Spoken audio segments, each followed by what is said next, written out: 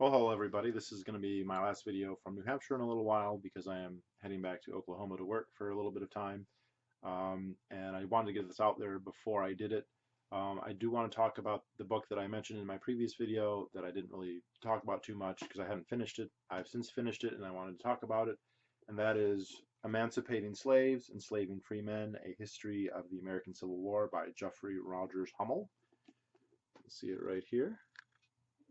And this is a book that I bought about 3 years ago. I don't remember how I initially heard about it.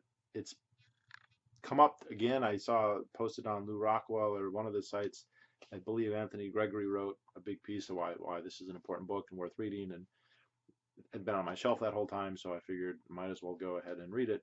And before I read it, I read all of the endorsements, and there's several pages of endorsements from other historians, especially Civil War historians, and there's actually quite a few, and mostly from people that I've heard of and that, as far as I know, are well respected, not partisan, not like your standard um, repertoire of libertarian historians, although some of them are, but mostly not. And basically, that this is a great book, and that not just the text, as you can see, the Civil War is too big of a topic for a book like this to explain fully, and of course it doesn't pretend to do that.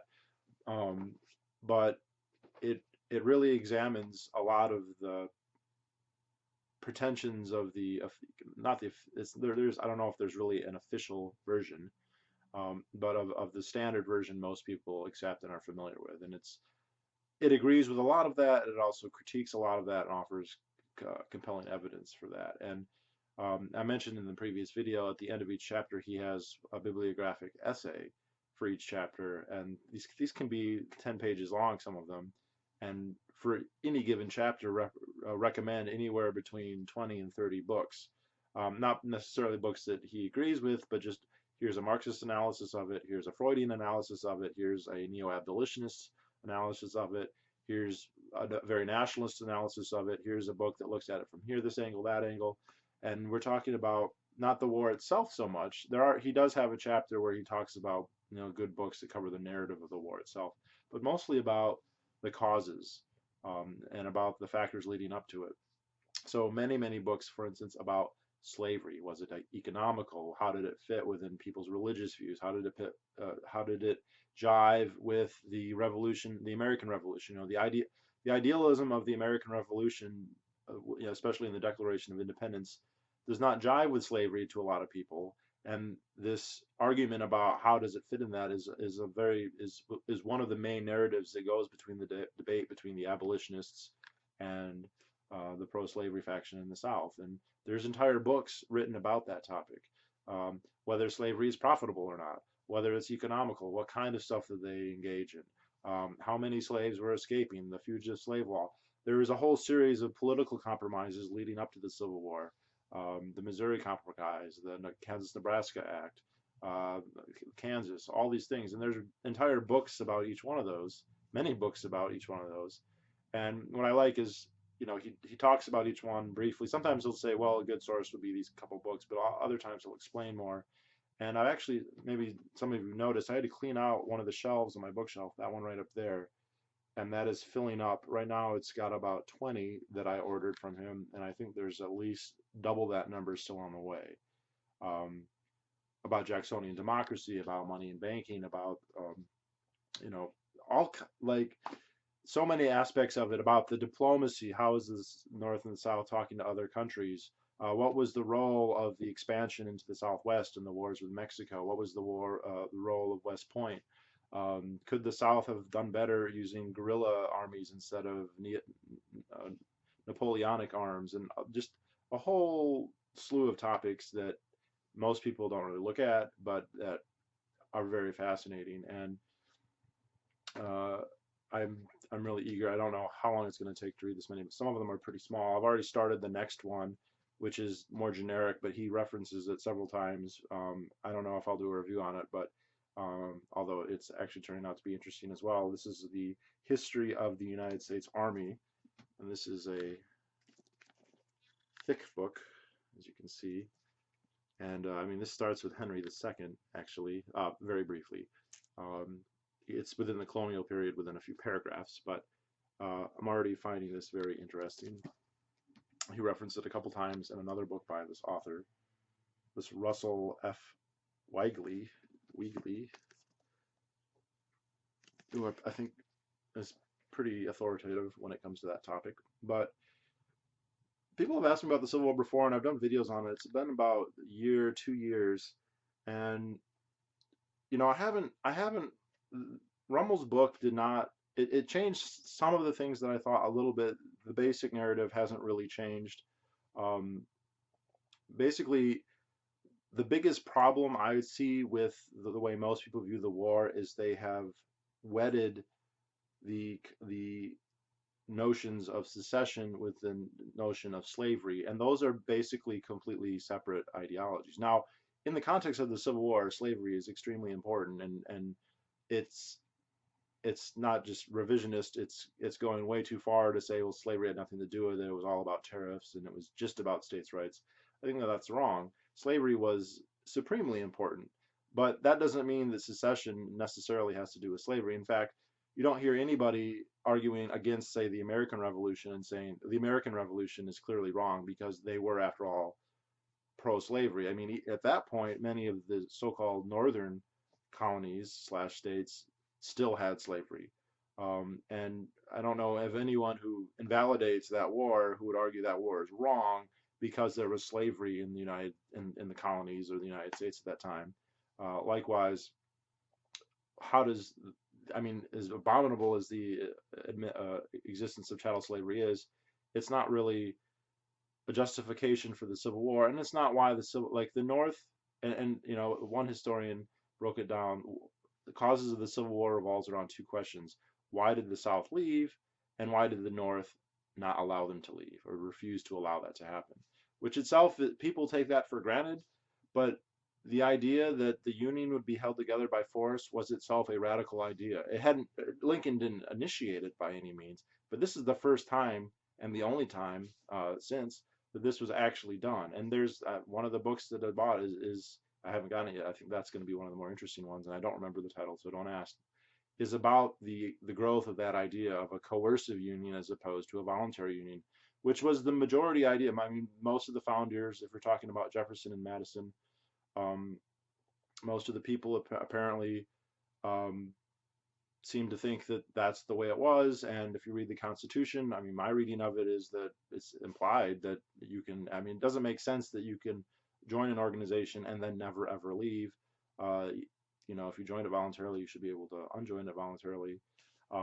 The idea that, and this is less common among historians, but more common among the general populace, that the war was fought to end slavery is erroneous. The North was not going to war to end slavery. Lincoln was very explicit about that, as were most Northerners. Now, were there abolitionists who, I mean, it's very, very interesting actually, because abolitionists, many of them wanted there to be secession of the North from the South. And that's one of the things that I learned from this book is slavery, and it's, many libertarians are aware of this, that slavery requires subsidy from the government. Whether you're talking about state or federal government. Slavery as an institution needs to be supported by the state. It's not something that can be supported by private power alone. Private power alone is insufficient to maintain slavery. And people can say, oh, that's bullshit. In anarcho-capitalism, you'll have slavery or whatever. But in real world, I mean, the slave planter classes of the South were not arguing that we need laissez-faire and they were arguing very, very strictly that they need government subsidy at most especially at the state level. The so-called slave patrols were basically everybody in society was, every male anyway, was obligated to form these patrols that would go around and prevent there from being any slave insurrections, which is the number one fear of a slave-owning society. And that most of the people in these slave patrols were not slave owners. They were poor whites, by and large, not exclusively. And this is a subsidy. But it was more than that. It was the extension of slave catching laws. And people, I mean, the fugitive slave law is the most infamous, but this fugitive slave law was not the first statute to say this. It was an extension of it, a strengthening of it, making it more explicit, but it's actually in the Constitution that your property can't run away from you. And if it does, you can legally retrieve it. And there are many abolitionists, William Lloyd Garrison, the most famous of abolitionists, counted among them, who said all we need to do is abolish the Union. If the free states leave, then there's no legal basis for runaways to be returned, which makes it easier to run away, which will reduce um, the viability of slavery. And I was aware of that before. I wasn't aware how important it was. And to give you just a really interesting view, when California was going to enter into the Union, obviously California is in the southern part, even though it's on the western side of the continent. It would fall within the slavery line. And obviously there were many people in the South who wanted the California to be a slave state. And the compromise that was reached was California won't be a slave state. And in return, you'll get the fugitive slave law. In another way of saying, the fugitive slave law was so important, it was worth giving up California as a slave state, if that's any indication. There are also other subsidies that I was completely unaware of. Basically, the South erected all kinds of barriers to manumission. And he talks about during the course of the 19th century up into the very early 20th century, there's somewhere around 20 or 30 regions that abolished slavery. And two of them did so in the context of a violent war, Haiti and the United States. All the other ones happened not with zero violence, because you don't have zero violence, but without wars, without revolutions. And the United States was a larger slave society than any of those, but the one that's comparable was Brazil, and there was no war in Brazil. And they talk about how in Brazil, what happened is you started to get manumission, where people would start freeing their slaves. Now, it wasn't a movement to free all the slaves.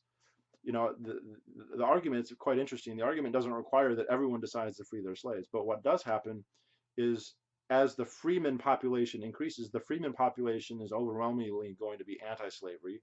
They're going to be willing, and as their numbers grow, more and more able to aid other slaves from leaving. And this causes a domino effect. And when he talks a lot, the economics of slavery is again a topic it's still argued back and forth. He cites books from either outside. I think the most famous one that's coming to mind is called Time on the Cross, where people look at it. And Rummel's answer, there are people who say it wasn't profitable and so it was on the way out. This is not true, but with qualifications. It is profitable if you're subsidized. It is profitable if you have the government forcing the slaves to stay in slavery and helping to suppress slave insurrection, helping to bring back runaways, taking away the option for them to escape. One thing many people don't realize is that in the 17th and 18th century, many of the slaves in the New World were actually Native Americans. But that type of those types of slaves didn't work very well because their ability to flee was much greater than were imported blacks. And so the fact that they could run away greatly reduced their value. In fact, they started just exporting those people to the West Indies or someplace else just because you could sell them that way, but you couldn't really keep them on your land. Black slaves from Africa, you could. There was no place for them to run, or it was much more difficult. They did run places. That's what Florida and all, even places in West Virginia. There was a town I was working by in West Virginia that was founded essentially by runaways. There are these little communities that exist, but they were much smaller in scale than they otherwise would be. But he talks about, in terms of like the return on investment, like how much you pay for a slave and how much you could expect, basic economics, it did work out in certain scenarios, high labor, as long as you could coerce them into working more than they normally would. They weren't more efficient in terms of how much they produced per hour, but since you could essentially erase their leisure hours and force them to work all day, way more than any voluntary worker would likely do, at least on a continual basis, you could get your money back, and the rates of return were comparable to other types of capital. That's dependent on there being the subsidy. And I knew about the fugitive slave law. I didn't realize, and not just the fugitive slave law, but the government returning of runaways. I didn't realize that the southern states erected enormous barriers to manumission. Manumission was becoming more and more popular, and around the turn of the 19th century, so around 1800, as the population of freedmen continued to grow, many people in the South realized this is a huge problem. If this population of freed blacks continues to increase, these are people who are naturally going, their existence is going to help more blacks escape. And if, it's one thing to invest in capital, it's another thing to realize in any given year, the chance of your capital could just abscond. Well, the value of it goes down. And this was realized, and so they raised enormous barriers to manumission. And then even if you could gain your freedom, they said you had to leave. So most of these states said if you were able to become free, if you got emancipated by your master or you purchased your own freedom, which wasn't all that uncommon, um, you had like a year to leave. And so I was not aware that it was that deep of an entrenchment, but he talks about that at length, and that um, even I mean I almost considered just reading the last chapter of this book because it's so good. He kind of distills a lot of this, and a lot of this is from their own mouth. Like it's not like, oh, this libertarian, he's saying these things so that he can argue for libertarianism, but that's not really how it is. But this guy will give speeches by Southern senators and Southern congressmen and Southern governors, and saying exactly the same thing, that if the only thing keeping the slaves uh, in our in bondage is the Ohio River, then slavery won't work. If north of the Ohio River is a different nation that we can't send our agents to go and retrieve them from, if they just need to cross it to get away, then that doesn't literally mean they will all run away right away. And he talks about the numbers of runaways. It's very hard to get numbers on the minimum estimate that they can comfortably say when we're talking about in the period leading up to the Civil War is about 1,000 a year, which is tiny, tiny number. That's probably minimal, but that's with the fact that the North is not a free zone. It's with the fact that the North is a place not only where a runaway can be returned, but after the implementation of the fugitive slave law, where a freedman could be re-enslaved, which actually happened quite a bit. A slave catcher could just go and grab somebody who wasn't even an absconded slave, as long as the judge ruled that he was a slave, and he couldn't testify, he couldn't have legal counsel, and the judge got $10 if he sent the slave south or the black south, and $5 if he didn't. Yeah. Um, when you have that going on, then it works. It's still risky. You still have to worry about potential slave insurrection, and not to mention the moral things, which that's also another, like, it's people don't just do things. People are not homo economicus. This is what Deidre McCloskey says kind of makes her more of an Austrian than she ever was in the rest of her life, because people are not calculation machines that just say, okay, what's in my own best interest, and I'm always going to do that. And like, slavery is very hard to square both with Christianity. I know it says it explicitly in there, but in the understanding of the universalist populist Christianity that was sweeping the United States, it wasn't so easy to justify. It was. You can say that there were people who justified it, and they certainly did. But also within the all men are created equal, all this other stuff, uh, in the American Declaration of Independence, there's a lot of cognitive dissonance that has to go on to support it, and it was becoming less supportable, less something that you could keep within polite society. Um, and it's actually fascinating too, because in his last chapter he talks about how public choice theory basically says that interest groups will always rule the government, that the only people who have an incentive to lobby the government are the groups that can maximize they can lobby, they can put a cost on everybody, say, in the classic example, some type of subsidy, a farm subsidy, let's say, everybody pays a slightly higher price, $1 more a year on milk, and then the milk producers get $1 million more in profits, so they have every incentive to do it. Ergo, public choice theory, and this is Rummel's estimation, and maybe somebody watching this will say that he's got it wrong, but they basically can't conceive of a scenario where people would actively devote a lot of their time to something that's not going to pay them back, but actually they do. And the example most relevant in this book was abolitionists. Okay, abolitionists were not going to gain anything financially other than maybe the ones who published books or whatever, distributed magazines. from the end of slavery. None. In fact, many of them risked their lives literally and were killed. John Brown, well, he fermented a slave revolt, but he was put to death. Uh, there was there was apparently a freeman in Massachusetts who wrote a pamphlet saying slaves should rebel, and he was killed. He was found dead in his business one morning. Uh, you know, it was something that was not going to benefit them in any kind of financial way, but they were still zealous in pursuing it. And that's just the example most relevant to this book. It's not the only example though. And I mean, he was kind of saying, look, there's a little bit more to what's going on, and an anti-slavery movement has that going for it. So that was pretty interesting. Another thing I want to bring up, somebody said that they had posted one of my earlier videos. I did a video titled "Did the Government End Slavery?" And I thought that that was a pretty fair video. I mean, I said yes and no, but both with qualifications. And it got posted on the Bad History subreddit. And, you know, I got on there and I don't want to say debated, but discussed for quite a while. And it was interesting because those guys, the ones that, I mean, they were downvoting, oh, you're an idiot, but then they would say, nothing that you say is wrong. Like, you're not incorrect. None of the history that you put forward is a lie or you know, necessarily bad history. But what they really didn't like, there's one historical thing that they really didn't like. They said, look, end of the story is 13th Amendment ended slavery. If you don't just credit the 13th Amendment with ending slavery, then you are obfuscating the truth and you're admitting what really happened. And I think that is like an extremely simplistic way to look at it. That is like saying a statute against murder ends murder, right? Murder still happens.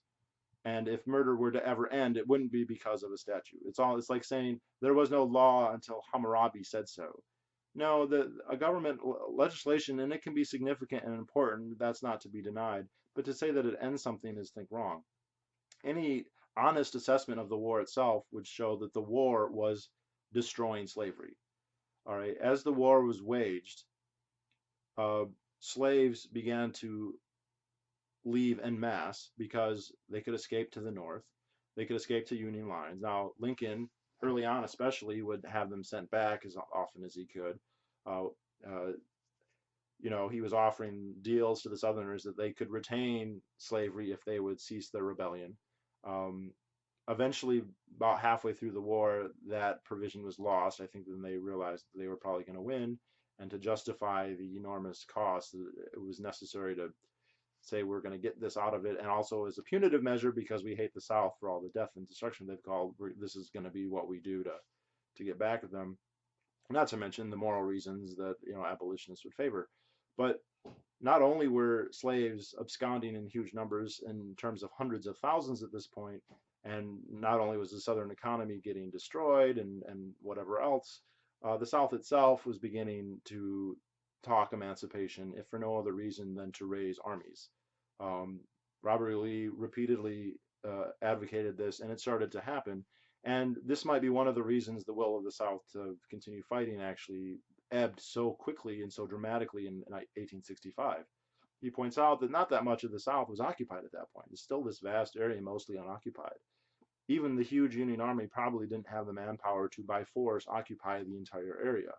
And he does talk about it's not, I mean, there hasn't been like a book length discussion of this, but it seems likely that just a traditional guerrilla war would have done better. But instead of doing that, they mustered all their manpower into these armies that then suffered, even if they won great victories, suffered enormous casualties and basically bled the strength of the South away, both in terms of manpower to fight, but also in terms of productive ability.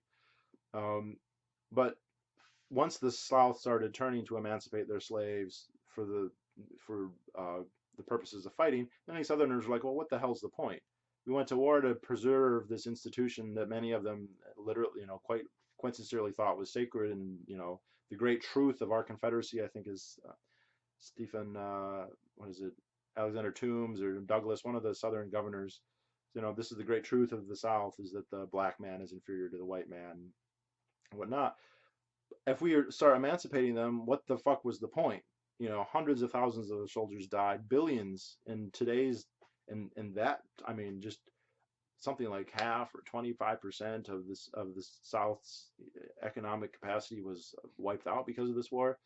And it's like, why do we? I mean, we if we went to war to save the institution, we then there's the cause is gone.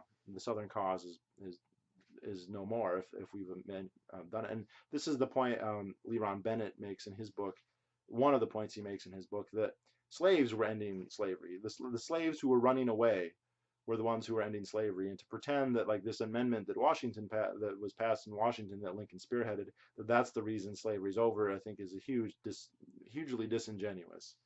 You know, it's all, it would be kind of like um, well, that's not the rest good analogy, but like I said, like it's like passing a law against murder and then saying murder's been abolished. Versus, I mean, by the time the states are ratifying the 13th Amendment, it was a dead letter anyway in terms of practically. There's no way it was going to go back. It was undone. There was no way to re-bondage all these people. Um, I think early in the war, 1861, 1862, yeah, I think it suffered serious damage, but hypothetically, maybe it could have retained some vestigial effect, but it seems very unlikely. It's counterfactual to argue that it would, by the way. I mean, you can't just say, well, it's obviously that it would have continued under those circumstances. It's not. Um, so yeah, that's interesting. And I think the other thing is they call it bad history, and quite frankly, I was offended by that because nothing I said was wrong. Uh, it's bad history because they also said, well, look, you're bringing in, there's the history, but then you have all these other philosophical, moral arguments and political considerations, and you can't have history that has those dimensions. History is objective and neutral, and that's bullshit. Because you can read any history book you read, there's going to be that dimension. There's going to be a moral dimension. When people write about the Holocaust, it's not just like this many people died and this many people died and this many people died and this many people were beaten to death, and it's never like that. And that's just one example, but it could be anything. I've gotten to the point I'm sensitive about it now whenever I read a history book, and it's like, oh, and like torture is wrong here, and this is bad and this is good. I mean, Rommel, excuse me, Hummel, no, it's Hummel, Hummel. Hummel makes the point.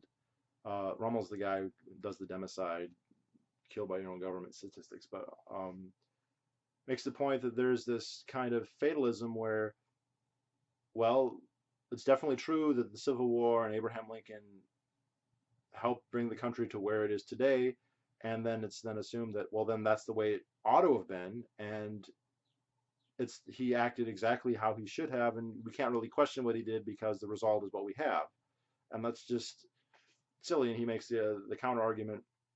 I say they're like the idea that there would be two countries here instead of one is completely unacceptable, and like we could never, the world couldn't stand to have the North and the South be separate nations.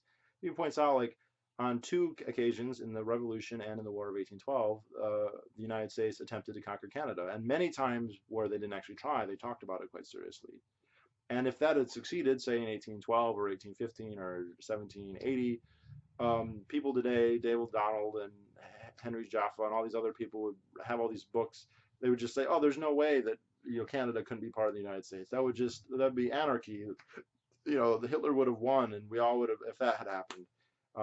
And yet that never happened. And the fact that Canada is an independent political entity it's hard to see how that's really hurting the world or anyone in that really very much. And not that it's exactly analogous, but you can't just conclude that, oh, well, everything would have been worse if it hadn't been that way. And he even quotes David Donald, who says quite explicitly, historians just follow around victorious armies. They're, to borrow a term from Thomas de Lorenzo, court historians. That they are legitimizing the existing government, which draws heavily on the Civil War. And that the fact that these people would say, well, a libertarian who looks at the Civil War and points out all these problems, points out the tyranny of Abraham Lincoln, who points out the fact that it wasn't fought for the purpose of ending slavery, and that was unexpected, at least by most people, an unintended consequence of the war, not the goal of the war. Really, at any point now, at some point in the middle, it was like that's one of the things that's going to happen. But that wasn't we're not fighting for that reason. That's going to happen. We're going to exact that cost. But that's, you know, just like the Americans didn't go to war. Well, the British went to war to maintain Polish sovereignty, but obviously in World War II, but obviously they didn't deliver on that. But that's, I guess, not that analogous either. So yeah, like Lincoln. I mean, Lincoln obviously, aside from being racist and whatever, he did not like slavery. I mean, he thought slavery was wrong. He didn't know how to get rid of it, um, and he, I mean, he's very moderate. He's not an abolitionist, but like it was this big political issue that had been dividing the country more and more and more and more because opinions were becoming increasingly polarized about the topic. And when he said that we either have to have slavery everywhere or we have to have freedom everywhere, a lot of people basically figured that was right, and that meant that every single new state was a political battle, every piece of legislation was a political battle, and this just increased acrimony enormously. And if they had just left, that acrimony would have been gone. Slaves could have escaped more easily. Apparently, the idea that they could police the border and stop slave runaways was not something anyone seriously considered, and rightfully so, I think. Um, and again, the South, as it was losing its minority, was increasing population wise. They had ever increasing demands of the federal government to help prop up the institution. And eventually Northerners got tired of it and said, we're not going to keep subsidizing you. And it was interesting too. He talks about the Dred Scott case. Dred Scott lived for several years in free states, and the Supreme Court said he's still a slave. And many people thought, well, how can you have a free state if I mean, what's the point in calling it a free state if a slave can live there for many years and still be a slave, right? Uh, and many abolitionists, even before the Dred Scott case, but that certainly didn't help. We were like, we should just leave. We shouldn't be part of that country anymore. We shouldn't be in a union with the slave power, and we shouldn't subsidize it, which is what was going on. It's something that Lincoln was perfectly happy to do. Now, did he love slavery? No, but he loved union more than ending slavery. Um, and yeah, so pretty interesting. I think that all historians have biases, and I think it's very deceitful and conceited to assume that they don't, or to believe, and very gullible if you believe that they don't, if they claim that they are completely objective. I don't think that I mean, without a philosophical, there's no point in talking about history if you don't bring in philosophical and moral dimensions. If you're just going to look at it as a series of things and say, look, none of these mean anything. It's just a whole bunch of numbers and dates. There's nothing to impute from them, or it's just stuff that happened. That's not. Then there's no point in doing it, right? You have to look at it and say, what can we learn from this? What's the lesson? And you can be wrong in your interpretation, or you can make an outlandish interpretation, or you can draw conclusions that aren't, very, very hard to justify, sure, and be criticized for that. But I mean, there are no history. You can't find any history books where there aren't comments that either are explicit or that only make sense if you understand that there's another dimension there besides simply what happened. Pejorative terms, laudatory terms, you know, these things. These are assessments that are being imputed into the narrative of what happened, and I think it just shows the political leanings of the people who get upset when they're like, "Oh no, you can't do that. You can't criticize Lincoln based on those things because that's your interpretation." And but then if somebody writes a laudatory autobiography or biography about how great he is and how you know uh, since he helped the American nation, that makes him great. That itself is a moral assessment of history, and you don't see the bad history people ever coming out. And I mean, when I brought that up, they said, "Oh no, when neo-abolitionists come out, we reject them too." But I don't see it happening. So really good book, really good reference materials, so you can really expand your reading beyond that on whatever topics you want, whether it be the financial history, the economic history, the legal history, the moral history, the whatever else. He gives you an awful lot to think about, awful lot to explore. He is quite eloquent. Again, I almost considered reading the end of this book, the prologue. He talks about how when the United States was set up, you had these competing ideas, and on the one hand, you had this much more revolutionary, much more laissez-faire, libertarian kind of anti-federalist. No, you shouldn't have coercion, you shouldn't have taxation, a recognition that government power is dangerous and should be kept at the very lowest ebb possible. And then you had basically nationalists who said, oh, we should just have the great United Kingdom of America, and we should have a king, and we should have a central bank. And basically they had a compromise, and what you ended up was this framework that maintained the look of a confederation. Ostensibly, the states are sovereign, something that is still I think the only it's the most defensible kind of reading of the Constitution that I think that you can have. But you have this central government, and that central government has enough wiggle room with the welfare clause and a couple of the other parts that it has room where it can grow.